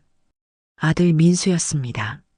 저는 심호흡을 한 번 하고 떨리는 손으로 통화 버튼을 눌렀습니다. 어머니, 도대체 저한테 왜 이러시는 거예요? 무슨 짓을 하신 거냐고요? 회사에서 제가 뭐가 됐겠어요? 사람들이 다 저를 뭐라고 생각하겠냐고요? 수화기 너머로 들려오는 아들의 첫마디는 아픈 아이에 대한 걱정이 아닌 자신의 망가진 평판에 대한 분노였습니다. 그 순간 제 마음속에 남아있던 아들에 대한 마지막 기대마저 산산조각이 났습니다. 저는 차가운 목소리로 대답했습니다. 내 평판이 중요하니, 죽어가는 내 아들 목숨이 중요하니, 나는 내게 선택지를 주었다. 오늘 밤이 가기 전에 내가 어떤 인간인지 스스로 증명하라고. 정녕 이대로 모든 것을 외면하겠다면 나도 더는 너를 내 아들이라고 생각하지 않으마. 저는 병원 주소와 하준이의 병실 호수를 문자로 보내주겠다며 일방적으로 전화를 끊었습니다. 그리고 잠시 후 이번에는 며느리 지은이에게서 전화가 걸려왔습니다. 그녀의 목소리는 분노를 넘어선 거의 광기에 가까운 히스테리로 가득 차 있었습니다. 어머님, 지금 이게 다 사실이에요? 민수 씨한테 숨겨놓은 아들이 있다는 게 정말이냐고요? 어머님은 다 알고 계셨던 거죠? 그래서 저한테 복수하려고 일부러 회사까지 찾아가서 망신을 주신 거죠? 복수? 아가, 너는 아직도 상황 파악이 안 되는 모양이구나. 지금 한 아이가 죽어가고 있단 말이다. 그런데도 내 머릿속에는 고작 복수니 망신이니 하는 생각밖에 없는 것이냐? 그 애가 죽든 말든 저랑 무슨 상관인데요? 그래서요, 그 여자랑 낳은 애를 우리 돈으로 살리자고 지금 이러시는 거예요? 미치셨어요? 사람들이 우리를 뭐라고 보겠어요? 저는 절대 용납 못해요. 만약 민수 씨가 그 애를 만나러 가기라도 하면 저는 그날로 이혼 도장 찍고 위자료로 이 집까지 다 뺏어올 거예요. 아시겠어요? 지은이는 악을 쓰듯 소리를 지르고는 전화를 끊었습니다. 저는 허탈한 웃음을 터뜨렸습니다. 역시나 그들은 변하지 않았습니다. 제 예상보다 훨씬 더 이기적이고 잔인한 인간들이었죠. 그날 밤 저는 뜬 눈으로 밤을 새웠습니다. 민수가 결국 병원에 나타나지 않을 것이라고, 그렇게 제 마지막 희망도 끝나버릴 것이라고 생각했죠. 그런데 다음 날 아침 소희 씨에게서 전화가 걸려왔습니다. 그녀의 목소리는 몹시 떨리고 있었습니다. 어머님 어떡하죠? 어젯밤에 민수 씨가 병원에 다녀갔어요. 제 심장이 쿵 하고 내려앉았습니다. 저는 곧장 병원으로 달려갔습니다. 병실 앞에서 만난 소희 씨는 밤새 울었는지 눈이 퉁퉁 부어 있었죠. 그녀의 말에 따르면 민수는 밤늦게 홀로 병실을 찾아와 잠든 하준이의 얼굴만 한참을 들여다보다가 소혜 씨에게는 아무 말도 없이 돌아갔다고 했습니다. 그리고 오늘 아침 병원 측으로부터 민수가 골수 기증적합성 검사를 받고 갔다는 연락을 받았다는 것이었죠. 아들은 결국 아비로서의 마지막 도리를 저버리지는 않은 모양이었습니다. 하지만 그 선택은 그의 가정을 파멸로 이끄는 도화선이 되었습니다. 며칠 뒤 저는 고 여사로부터 아들 내외의 집에서 매일 밤 끔찍한 싸움이 벌어지고 있다는 소식을 전해 들었습니다. 그릇이 깨지는 소리, 서로를 저주하는 고성이 밤마다 아파트 복도를 울린다고 했습니다. 그리고 마침내 지은이는 민수에게 최후 통첩을 날렸습니다. 당장 그 검사를 취소하고 그 애를 포기하든지 아니면 이 집에서 내 짐을 싸서 나가든지 둘 중 하나를 선택해. 제 아들은 이제 자신의 인생을 건 가장 잔인한 선택의 기로에 서게 된 것이었습니다. 며칠 후 병원으로부터 연락이 왔습니다. 아들 민수의 골수가 하준이와 완벽하게 일치한다는 기적 같은 소식이었습니다. 그 소식을 전해 듣는 순간 저와 소희 씨는 서로를 부둥켜 안고 한참을 울었습니다. 이제 하준이가 살 수 있다는 안도감과 기쁨, 그리고 이 모든 것을 가능하게 해준 아들에 대한 복잡한 감정이 뒤섞인 눈물이었죠. 하지만 그 기쁨도 잠시, 제 마음은 다시 무겁게 가라앉았습니다. 이 소식은 하준이에게는 희망이었지만 민수에게는 사형 선고나 다름없었기 때문입니다. 이제 그는 아내와 아들 사이에서 돌이킬 수 없는 선택을 해야만 했습니다. 그날 밤 가게 문을 닫고 혼자 저녁을 준비하고 있는데 누군가 가게 문을 두드렸습니다. 문을 열어보니 며칠 사이에 10년은 늙어버린 듯한 헬쑥한 얼굴의 민수가 서 있었습니다. 아들은 아무 말 없이 가게 안으로 들어와 가장 구석진 테이블에 힘없이 주저앉았습니다. 그의 눈은 텅 비어 있었고 한때 번쩍이던 자신감은 온데간데 없이 사라진 채 길 잃은 아이처럼 위태로워 보였죠. 저는 묵묵히 뜨끈한 국밥 한 그릇을 말아 아들의 앞에 놓아주었습니다. 아들은 한동안 국밥 그릇만 내려다보더니 이내 고개를 숙이고 소리 없이 어깨를 들썩이기 시작했습니다. 다 큰 아들의 서러운 울음소리가 텅 빈 가게 안을 무겁게 채웠습니다. 한참을 울던 아들이 마침내 고개를 들고 저를 보며 입을 열었습니다. 지난 몇 년간 제게 단 한 번도 보인 적 없던 절박하고 간절한 눈빛이었습니다. 어머니, 제가 어떻게 해야 해요? 아들은 모든 것을 털어놓았습니다. 골수가 일치한다는 소식을 들은 지은이가 집안의 모든 것을 부수며 이성을 잃었다는 것, 당장 이식 수술을 포기하지 않으면 자신의 모든 인맥을 동원해 민수의 회사 생활까지 끝장내버리겠다고 협박했다는 것, 그리고 지금 당장 자신의 눈앞에서 소희 씨와 하준이의 모든 연락처를 지우라고 강요했다는 것까지. 지은이는 저를 떠난대요, 어머니. 제가 평생을 바쳐 이룬 모든 걸 다 잃게 될지도 몰라요. 하지만 하준이를 병원에서 처음 본 그 아이 얼굴이 자꾸 눈앞에 아른거려서 제가 어떻게 제 자식을 외면할 수 있겠어요. 어머니, 제발 제가 어떻게 해야 하는지 좀 알려주세요. 아들은 제게 정답을 구걸하고 있었습니다. 제가 지은이를 버리고 하준이를 선택해라라고 말해주기를, 그래서 자신의 선택에 대한 책임을 조금이라도 제게 떠넘길 수 있기를 바라고 있었던 것이죠. 하지만 저는 그가 원하는 답을 주지 않았습니다. 대신 아주 오래전의 기억을 꺼내놓았죠. 민수야, 너 혹시 어릴 적에 옆집 살던 강아지 복실이 기억나니? 내가 학교를 마치고 집에 오는데 골목에서 불량배 형들이 복실이를 괴롭히고 있었지. 너는 그때 무서워서 도망칠 수도 있었지만 그러지 않았어. 너는 내 몸집보다 훨씬 큰 형들 앞을 막아서서 울면서 소리쳤지. 이 강아지 괴롭히지 마세요. 라고. 그날 너는 코피가 터지고 팔에 깁스를 했지만 결국 복실이를 지켜냈어. 그리고 집에 와서 내게 말했지. 엄마, 내가 하나도 무섭지 않았다면 거짓말이지만 그래도 내가 도망쳤다면 평생 후회했을 거야. 라고. 저는 아들의 텅 빈 눈을 똑바로 바라보며 말했습니다. 나는 너한테 이래라 저래라 하지 않겠다. 다만 이것만 생각해라. 훗날 내 아들 하준이가 커서 우리 아버지는 어떤 사람이었나요? 라고 물었을 때 너는 뭐라고 대답할 수 있을지.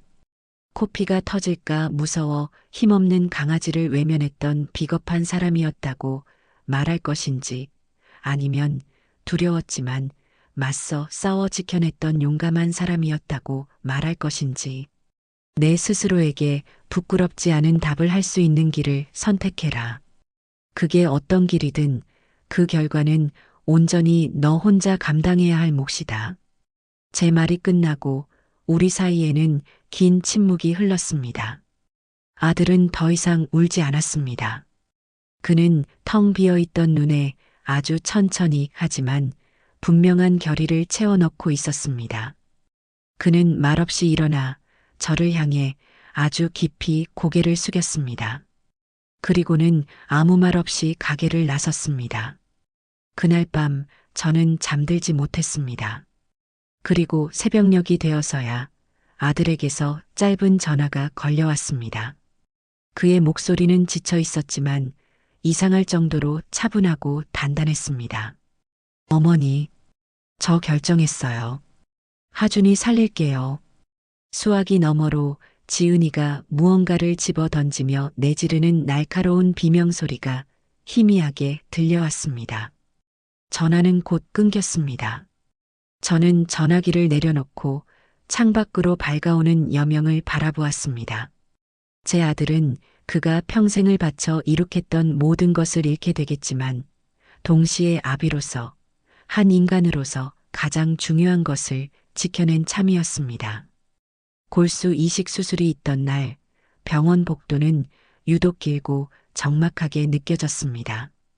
차가운 인조가죽 의자에 앉아 있는 저와 소희 씨 사이에는 아무런 말도 오가지 않았죠. 그저 서로의 차가워진 손을 맞잡고 수술실 위 수술 중이라는 붉은 글씨만 하염없이 바라볼 뿐이었습니다. 한쪽 수술실에서는 제 아들 민수가 생명의 씨앗을 꺼내고 있었고, 다른 한쪽에서는 제 손자 하준이가 그 씨앗을 받아내고 있었죠. 제 유치한 복수국이 불러온 이 기막힌 상황에 저는 허탈한 웃음조차 지을 수 없었습니다. 민수는 수술실에 들어가기 전 제게 아무 말 없이 그저 고개만 한번 깊이 숙였습니다. 그 짧은 몸짓에 담긴 수만 가지 감정, 즉 미안함과 후회, 그리고 아들을 살려야 한다는 비장한 책임감까지 저는 감히 헤아릴 수 없었죠. 시간은 더디게 흘렀습니다. 1분 1초가 억겁처럼 느껴지는 시간 속에서 저와 소희 씨는 기도하는 것 외에는 아무것도 할 수 없었습니다. 몇 시간이 지났을까? 드디어 수술실 문이 열리고 의사가 나왔습니다. 그 순간 저와 소희 씨는 약속이라도 한 듯 자리에서 벌떡 일어났죠. 의사는 마스크를 벗으며 지친 기색 속에서도 옅은 미소를 띠고 말했습니다. 수술은 아주 성공적으로 끝났습니다. 기증자분도 건강하시고 화나도 무사히 골수를 이식받았습니다. 물론 앞으로가 더 중요합니다. 감염이나 거부 반응 없이 잘 자리 잡도록 지켜봐야 합니다. 정말 기적 같은 일입니다. 의사의 말을 듣는 순간 다리에 힘이 풀려 그 자리에 주저앉을 뻔했습니다. 소희 씨는 결국 참았던 울음을 터뜨렸고 저 역시 뜨거운 눈물을 하염없이 흘렸습니다. 제 아들이 제 손자를 살려낸 것이었습니다. 하지만 의사의 말처럼 수술의 성공은 끝이 아닌 시작이었습니다. 하준이는 면역력이 전혀 없는 상태로 무균실에 격리되었습니다. 저희는 소독된 옷을 입고 정해진 시간에만 겨우 아이를 만날 수 있었죠. 이식된 골수가 제 자리를 잡는 동안 하준이는 힘든 시간을 견뎌내야 했습니다. 고열에 시달리고 온몸에 발진이 돋아났으며 아무것도 먹지 못하고 구토하기를 반복했죠. 그 작은 몸으로 거대한 고통의 파도를 온몸으로 받아내는 손주를 보며 제 가슴은 갈기갈기 찢어지는 듯 했습니다. 그 힘든 시간 동안 민수는 거의 병원에서 살다시피 했습니다. 회사에는 병가를 냈고 지은이와의 싸움으로 엉망이 된 집 대신 병원 간이 침대에서 쪽잠을 잤죠. 그는 처음에는 어색해하며 하준이의 곁을 맴돌기만 했습니다. 하지만 아이가 고통스러워하며 제 이름을 부를 때, 아버지 아파요 하며 작은 손을 뻗었을 때, 민수는 비로소 진짜 아버지가 되어갔습니다. 그는 밤새 하준이의 손을 잡아주고 아이가 좋아하는 공룡 이야기를 들려주었으며 서툰 솜씨로 아이의 몸을 닦아주었습니다. 그 모습을 지켜보는 제 마음은 아프면서도 한편으로는 이것이 제 아들이 받아야 할 당연한 속죄의 과정이라는 생각이 들었습니다. 하준이가 조금씩 회복의 기미를 보일 무렵 지은이가 제기한 이혼 소송이 시작되었습니다. 그녀는 민수에게 모든 파탄의 책임을 돌렸고 위자료로 아파트와 민수의 전 재산을 요구했습니다. 심지어 제가 판 땅까지 원래는 자신들에게 증여하기로 약속했던 땅이라며 재산 분할에 포함시켜야 한다는 터무니없는 주장까지 펼쳤죠. 결국 재판에 증인으로 서게 된 저는 판사 앞에서 모든 진실을 덤덤히 밝혔습니다. 제가 왜 국밥집을 열게 되었는지, 아들 내외에게 어떤 취급을 받았는지, 그리고 하준이의 존재를 어떻게 알게 되었는지를요. 법정에 선 지은이는 눈물로 자신의 결백을 호소하며 제가 모든 것을 계획한 악독한 시어머니라고 주장했습니다. 하지만 진실의 힘은 거짓된 눈물보다 강했습니다. 판사는 지은이의 주장을 모두 기각하고 혼외자의 존재를 알면서도 아이의 치료를 방해하고 남편을 협박한 지은이의 비인간적인 행태를 꾸짖었습니다. 결국 그들의 이혼은 성립되었고 지은이는 최소한의 재산 분할만을 받은 채 민수의 곁을 떠났습니다. 모든 폭풍이 지나간 뒤 저는 제 복수의 상징과도 같았던 국밥집을 처분했습니다. 가게를 정리하던 마지막 날 저는 텅 빈 홀에 홀로 앉아 지난 몇 달을 되돌아보았습니다. 분노와 증오로 시작했던 이 공간이 역설적으로 제게 새로운 가족과 희망을 가져다 주었죠. 저는 가게를 판 돈의 절반을 하준이의 치료비와 교육비로 쓸 수 있도록 신탁에 맡겼습니다. 그리고 남은 돈으로 도시 외곽에 방 3개짜리 작은 집을 하나 얻었습니다. 저와 소혜 씨와 그리고 곧 태어나게 될 하준이가 함께 살아갈 새로운 보금자리였습니다. 이삿짐을 옮기던 날, 가을 햇살이 유독 따뜻하게 느껴졌습니다. 저는 그 집의 가장 볕이 잘 드는 방을 제 손주 하준이의 방으로 꾸미며 새로운 삶의 시작을 조용히 준비했습니다. 하준이가 드디어 태어나여 우리가 새로 마련한 집으로 오던 날, 저는 평생 느껴보지 못했던 충만함과 행복감에 휩싸였습니다. 아직은 조심해야 할 것들이 많았지만 아이는 눈에 띄게 건강을 되찾고 있었죠.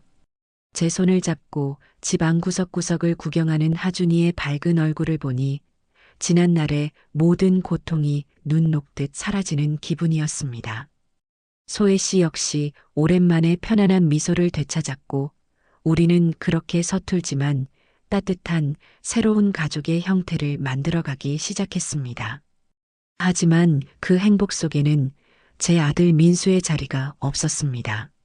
지은이와의 이혼 소송과 혼외자, 스캔들은 민수가 다니던 보수적인 회사에서 그를 더 이상 용납하지 않았습니다. 그는 결국 회사에서 권고사직을 당했고 위자료를 지급하고 남은 재산은 거의 없었죠. 살던 아파트에서도 쫓겨나 친구 집과 값싼 여관을 전전한다는 소식만 간간히 들려올 뿐이었습니다. 저는 애써 아들의 소식을 외면하려 했습니다. 그가 겪는 고통은 그가 지은 죄에 대한 당연한 대가라고 생각했으니까요.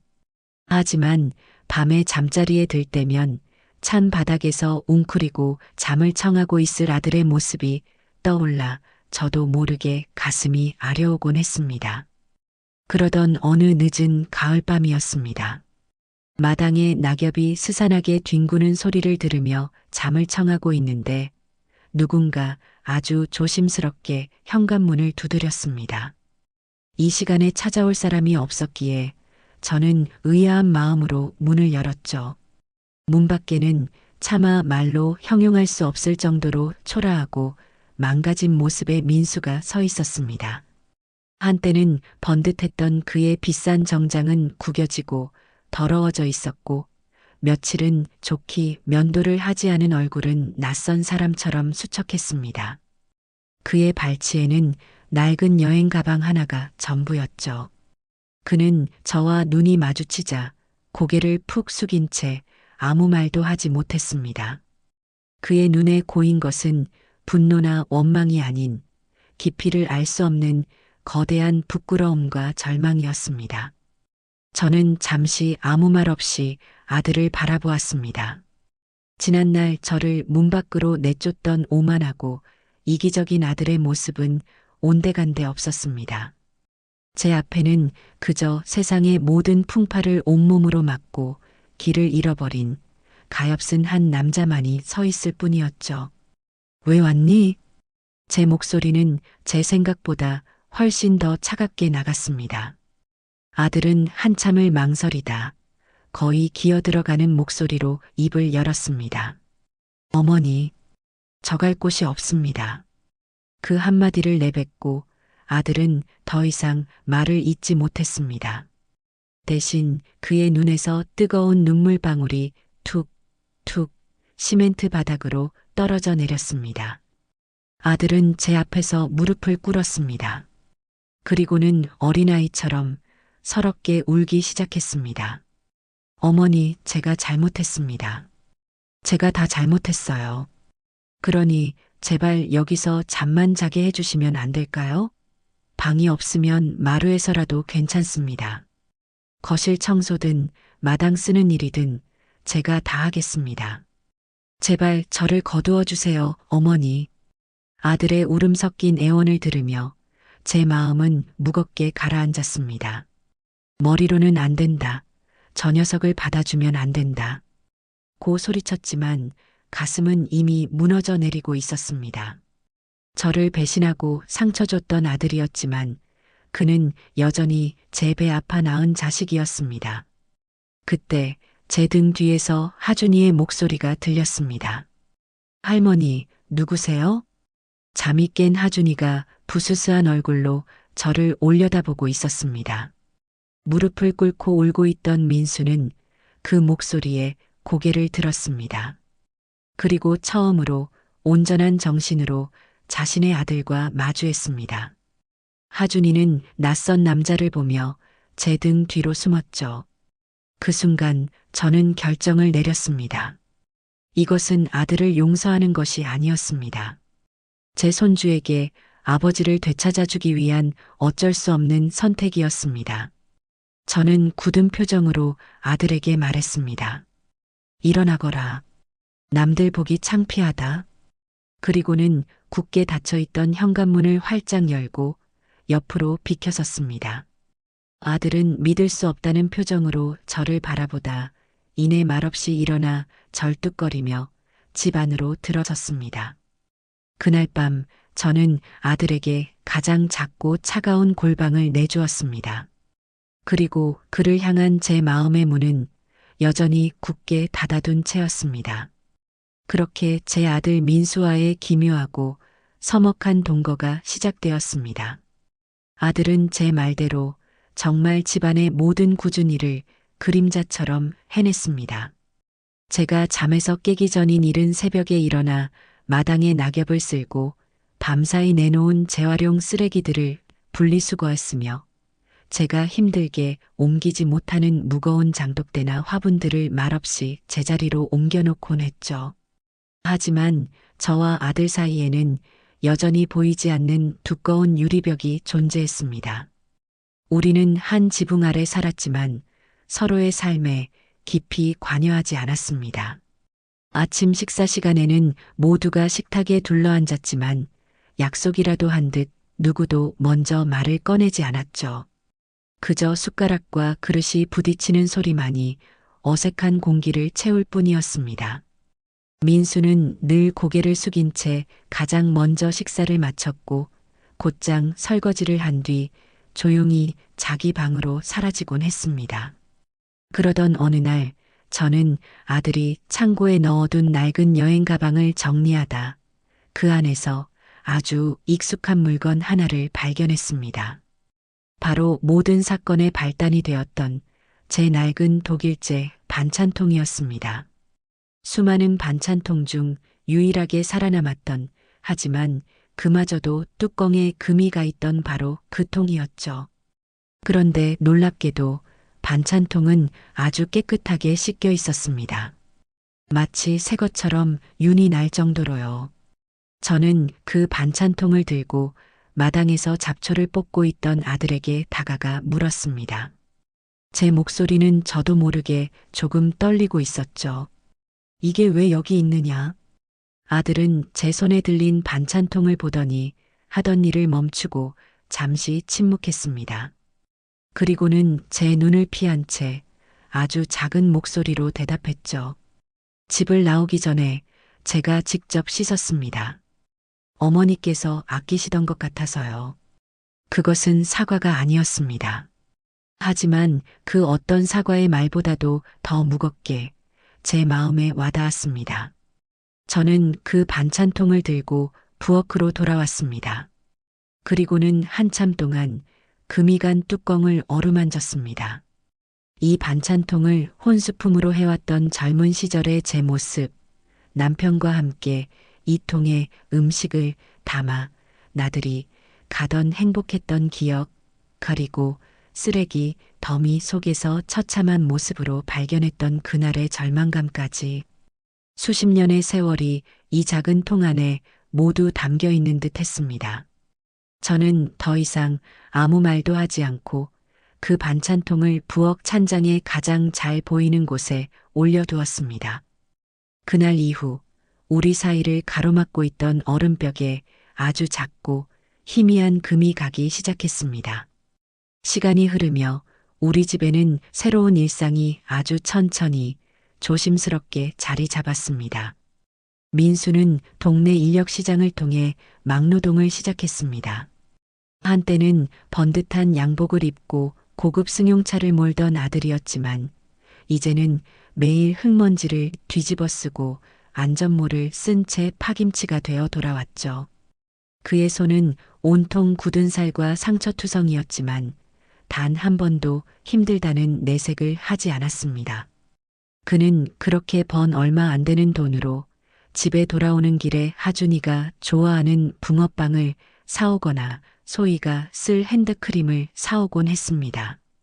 처음에는 민수를 어색해하고 피하기만 하던 하준이도 매일 자신을 위해 노력하는 아빠의 모습에 서서히 마음을 열기 시작했습니다. 어느 날 저녁 민수는 끙끙거리며 낡은 자전거를 고치고 있었습니다. 하준이가 그 옆에 쪼그려 앉아 물었죠. 아빠 뭐해요? 응, 하준이 자전거가 고장나서 아빠가 튼튼하게 고쳐주려고. 아빠는 자전거도 고칠 줄 알아요? 우리 아빠는 맥가이버다. 하준이가 민수의 등에 매달리며 외쳤을 때 저는 부엌 창문으로 그 모습을 지켜보며 조용히 눈물을 훔쳤습니다. 아들은 그저 묵묵히 땀을 흘리는 것으로 자신의 죄를 씻어내고 아비의 자리를 되찾아가고 있었습니다.